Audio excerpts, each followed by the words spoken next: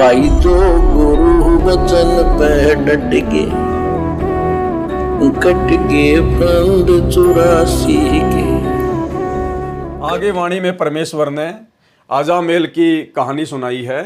अजामेल से अधम उधारे पतित पावन वृद्धतास है, केशव आन भया बंजारा और सड़दल की नी हास है।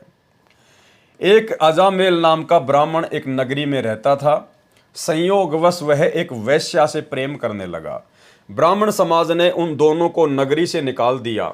वह शराब पीता था, मांस भी खाता था। दोनों जंगल में झोपड़ी डालकर रहने लगे। जंगल से पशु पक्षी मारकर लाता और खाता। अब ये क्या कारण है भाई और बहनों? परमेश्वर की आत्माओं को ही परमात्मा सबसे नीच और घटिया कर्मों में क्यों लगाता है? एक सत्संग में गुरुदेव भगवान ने बताया कि जो आत्मा जितने ज़्यादा विकार करती है, जो आत्मा जितने ज़्यादा व्यसन करती है, जितने ज़्यादा कुकर्म करती है, उन आत्माओं के पास में पिछले जन्म जन्मांतरों का भक्ति धन बहुत ज़्यादा होता है। और जब भक्ति धन आत्मा के पास में ज़्यादा होता है तो काल को टेंशन भी उतनी हो जाती है कि जिसके पास जितना ज़्यादा भक्ति धन होता है उस आत्मा के चांस होते हैं कि वो किसी संत की शरण में जा सकती है। इसलिए उसके पुण्य समाप्त करवाने के लिए, तेजी से उसका भक्ति धन बर्बाद करवाने के लिए ये काल उस आत्मा को उल्टे कर्मों में लगाता है।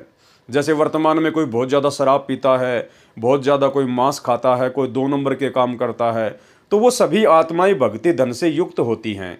इसलिए काल ऐसी आत्माओं को सबसे ज़्यादा उल्टे कर्मों में लगाता है। एक दिन एक संत उनको मिले। वो संत स्वयं सतगुरु रामपाल जी भगवान थे। वो संत स्वयं कबीर परमात्मा थे, अल्लाहु अकबर थे। क्योंकि परमात्मा ही काल के जाल से आत्माओं को निकाल सकता है। कोई संत या कोई जीव दूसरे जीव को काल के जाल से नहीं निकाल सकता है। ये सारे खेल परमात्मा स्वयं ही खेलते हैं। एक दिन एक संत उनको मिले, अध्यात्म ज्ञान समझाया। दोनों ने मांस शराब सेवन न करने की प्रतिज्ञा की और संत से दीक्षा लेकर दोनों को मोक्ष प्राप्त हुई। अब मोक्ष उनको कहाँ तक प्राप्त हुआ वो भी वर्तमान में मनुष्य जन्म प्राप्त करेंगे, क्योंकि परमेश्वर की अच्छी आत्माएं थी। इसलिए वाणी में कहा है कि परमात्मा स्वयं ही अजामेल तथा उसकी पत्नी को मिले। कौन मिले? स्वयं ही परमात्मा अजामेल तथा उसकी पत्नी को मिले। अजामेल से अधम उधारे, अधम यानी नीच प्राणी, पापी प्राणी। क्यों? पतित पावन वृद्ध तास है। क्योंकि उस परमेश्वर का जो स्वभाव है, जो विरुद्ध है, वो क्या है? वो लोगों का उद्धार करना है। आत्माओं को जो है वो पवित्र करना ही परमेश्वर का स्वभाव है, विरुद्ध है। तो स्वयं परमात्मा ही आकर उनको मिले, यहाँ गुरुदेव ने स्पष्ट भी कर दिया है। इसलिए वाणी में कहा है कि परमात्मा स्वयं ही अजामेल तथा उसकी पत्नी को मिले। जबकि सत्संगों में गुरुदेव ने बताया कि नारद मुनि अजामेल और उसकी पत्नी को जाकर मिले थे। तो नारद ऋषि के रूप में कौन गया था? स्वयं सतगुरु रामपाल जी, परमेश्वर जी, यानी ये कबीर अल्लाह, ये कबीर परमात्मा स्वयं ही जाकर अजामेल को मिले, उनको ज्ञान समझाया और उनको दीक्षा दी।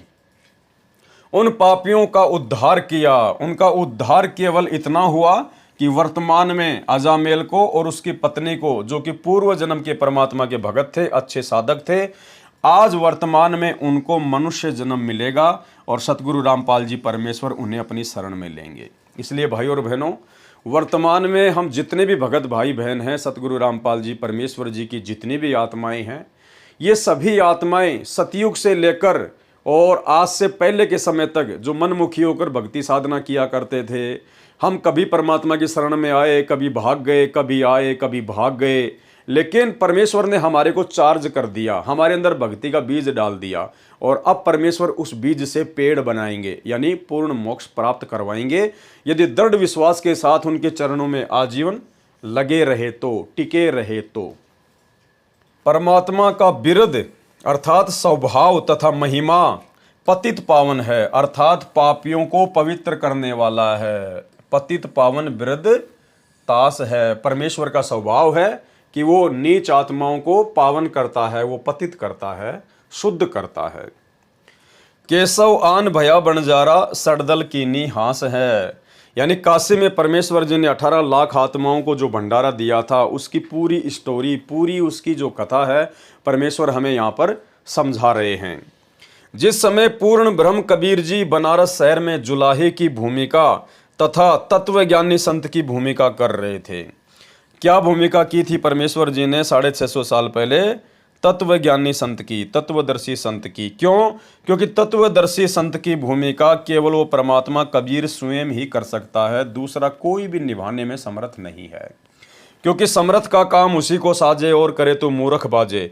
अपने द्वारा रची गई सृष्टि, सतलोक की जानकारी, ऊपर के लोगों की जानकारी, वो कबीर परमात्मा स्वयं ही सतगुरु रूप धारण करके, तत्वदर्शी संत का रूप धारण करके स्वयं ही बताने के लिए नीचे काल के 21 ब्रह्मांडों में आता है।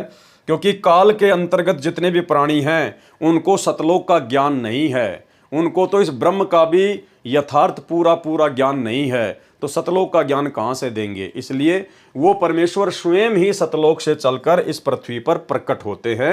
तो आज आप और हमारा सौभाग्य है, वो परमात्मा कबीर जी स्वयं ही सतगुरु रामपाल जी के रूप में धरती पर प्रकट है। और यही कारण है कि हम आत्माओं ने अपने परमपिता परमेश्वर जी की पहचान करके, और जो नकली कबीर भगत समाज में जो प्रचलित है उसको हमने रिजेक्ट कर दिया है। जिस समय पूर्ण ब्रह्म कबीर जी बनारस शहर में जुलाहे की भूमिका तथा तत्वज्ञानी संत की भूमिका कर रहे थे, काशी शहर के जितने भी हिंदू धर्म गुरु, ब्राह्मण, ऋषि, नाथ, गिरी, पुरी, सरस्वती, अखाड़ों वाले परमेश्वर के सामने निरुत्तर हो गए। जनता के सामने अपनी बेइज्जती मानने लगे। ज्ञान का उत्तर तो बचा नहीं था। फिर कबीर जी को मार्ग से हटाने के लिए कई बार बदमाशों से मरवाने की योजना बनाई, जो विफल रही। और वही योजना भाइयों और बहनों, उसी कबीर परमेश्वर सतगुरु रामपाल जी के साथ में जब से इन्होंने अपना यथार्थ 13वां कबीरपंथ शुरू किया है, एक आम व्यक्ति की भूमिका करते हुए सन 1994 से, तब से इनके साथ उन्हीं काल प्रेरित नकली धर्म गुरुओं के द्वारा ऐसा ही किया जा रहा है। परमेश्वर का 1994 से ही उन काल प्रेरित धर्म गुरुओं के साथ में संघर्ष रहा है। हर संभव उन गुरुओं ने मीटिंगें करके अपनी योजना बनाई, बहुत सारे षड्यंत्र परमेश्वर के खिलाफ उन्होंने रचे, लेकिन ये तो समर्थ है और समर्थ का कोई बाल बाका नहीं कर सकता है। सबके षड्यंत्र फैल रहे। लोग ये सोचे कि हमने साहब उनको जेल में बैठा दिया है, हमने संत रामपाल जी को जेल भिजवा दिया। ये परमेश्वर है, जाके अर्ध रूम पर सकल पसारा, ऐसा पूर्ण ब्रह्म हमारा। ये परमात्मा है, इसको ना कोई जेल में भेज सकता है, ना कोई बैठा सकता है। इसके द्वारा बनाई गई 21 ब्रह्मांड रूपी जेल में तो सबके सब कैद हैं। ये तो राजा है। जनता के सामने अपनी बेइज्जती, इंसल्ट मानने लगे। ज्ञान का उत्तर तो बचा नहीं। फिर कबीर जी को मार्ग से हटाने के लिए कई बार बदमाशों से मरवाने की योजना बनाई, जो विफल रही। क्या किया फिर उन्होंने? नकली धर्म गुरुओं ने काल प्रेरणा से कबीर परमात्मा जी को मार्ग से हटाने की कई बार बदमाशों से मरवाने की योजना बनवाई, जो विफल रही। और भाई और बहनों, वही संघर्ष सन 1994 से, जब से सतगुरु रामपाल जी परमेश्वर जी ने अपने यथार्थ 13वें कबीर पंथ को शुरू किया है, तब से काल प्रेरित नकली साधु संत महात्मा गुरुओं के द्वारा संत रामपाल जी का उसी प्रकार से संघर्ष होता आ रहा है। और जैसे ही सन 2014 में सतगुरु रामपाल जी परमेश्वर जी अपने मिशन के तहत अपनी लीला को पूरा करने के लिए इसार जेल में बैठे, तो उन काल प्रेरित साधु संत महात्माओं ने सोच लिया कि साहब हमारा मिशन, हमारा षड्यंत्र सफल हो गया। हम संत रामपाल जी को जेल बैठाने में जो है सक्षम हो गए, सफल हो गए। भाई और बहनों, ऐसा नहीं है। जिस परमेश्वर ने ये 21 ब्रह्मांड पूरा ही एक जेल बनाई हो, जिस परमेश्वर की बनाई गई जेल 21 ब्रह्मांड हो, जिसमें सभी लोग कैद हैं, उस परमेश्वर को, उस राजा को, जिसके राज्य का एक छोटा सा टुकड़ा है ये 21 ब्रह्मांड, जिसको परमात्मा ने जेल में तब्दील कर रखा है, भला उस राजा धीराज को कौन जेल में बैठा देगा? ये तो परमेश्वर का मिशन है, उनकी लीला है। ये काल केवल उतना ही सोच सकता है जितना सतगुरु रामपाल जी भगवान चाहेंगे। और इस काल के अंतर्गत जितने भी उसके दूत हैं, एजेंट हैं, साधु संत महात्मा हैं, गुरु हैं, वो उतना ही सोच सकते हैं जितना वो काल चाहेगा, जितना वो काल सोचेगा। तो साधु संत महात्माओं का रिमोट काल के हाथ में और काल का रिमोट सतगुरु रामपाल जी परमेश्वर जी के हाथ में। परमात्मा हमेशा अपने मिशन को काल की चाल से ही सफल करते हैं। काल तो इनके सामने बच्चा है, परमेश्वर से बाहर वो सोच ही नहीं सकता, कुछ मांग ही नहीं सकता।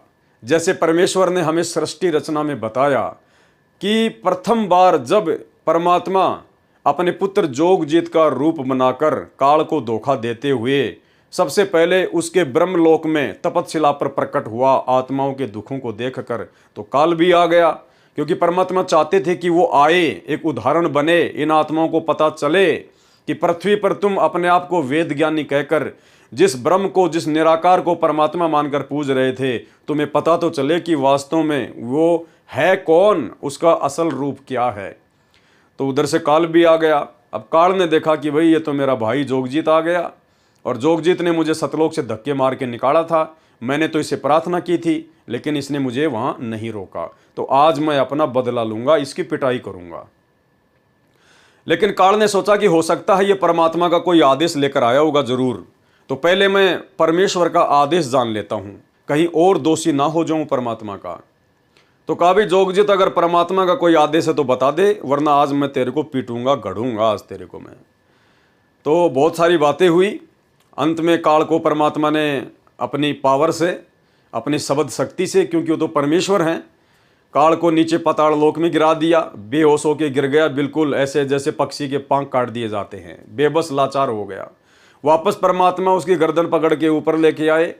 उसके बाद काल ने बहुत सारे वरदान मांगे परमात्मा से, जिसमें कुछ वरदान हमें गुरुदेव बताते हैं कि हे भगवान, आप 3 युगों में जीव थोड़े लेके जाना, और चौथा युग जब कलयुग आवे तो आप कितने जीव ले जाना।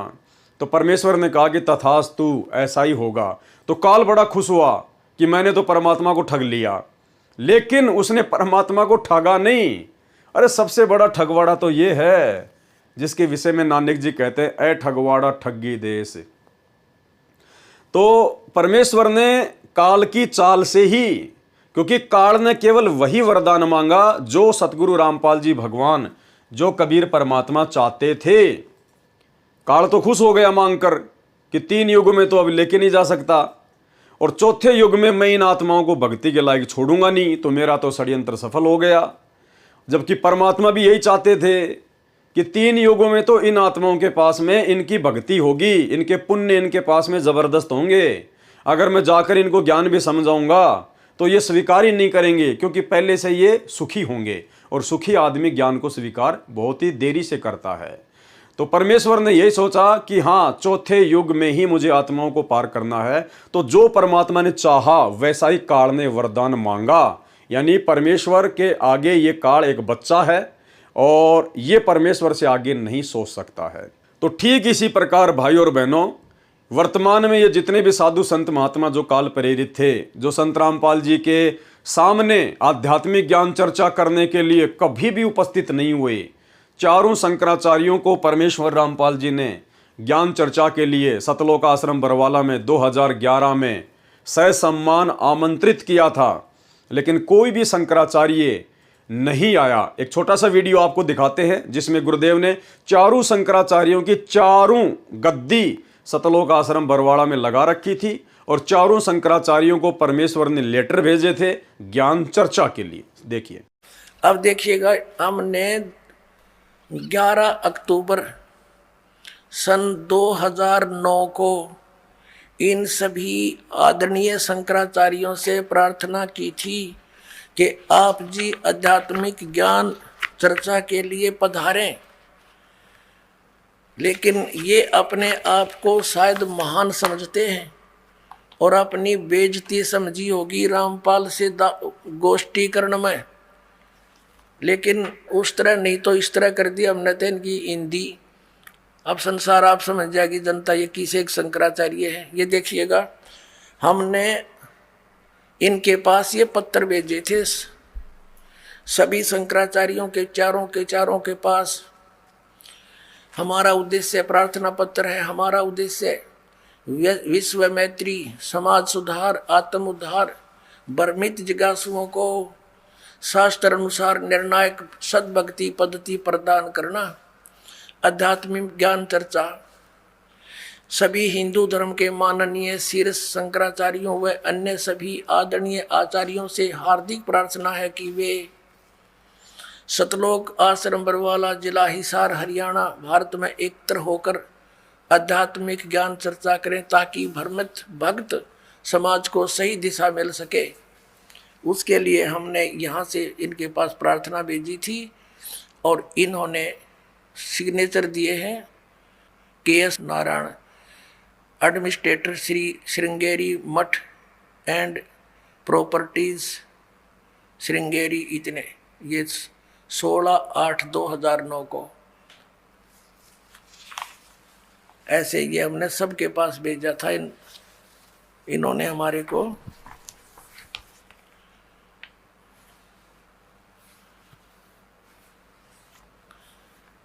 ये पत्र प्राप्त किया। प्रेमचंद्र उपाध्याय, प्रबंधक, ज्योतिष मठ, ज्योतिष आचार्य, ज्योतिष मठ, उसको। तो इस तरह हमने बाई हैंड ले जाके, बाई रजिस्ट्री करवा के, और वो दिन रखा था और 2 चैनलों के माध्यम से करना था। देखिएगा, इन्हीं पत्रों में है ये, इन्हीं पत्रों में ये है, यहाँ पर लिखा है।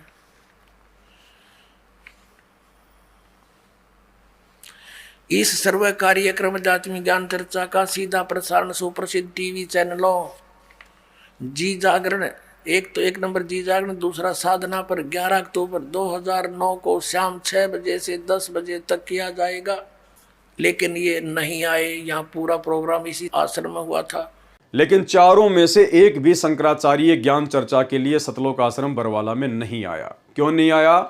क्योंकि सबको पता है कि सतगुरु रामपाल जी परमेश्वर जी का ज्ञान क्या है। उनके तत्व ज्ञान के आगे सारे शास्त्र फैल हैं, उनके तत्व ज्ञान के आगे सब धर्म गुरु फैल हैं, कोई नहीं आया। जो गुरु बचन पे डट के, कट गए फंद 84 के, कट गए फंद 84 के, कट गए फंद 84 के।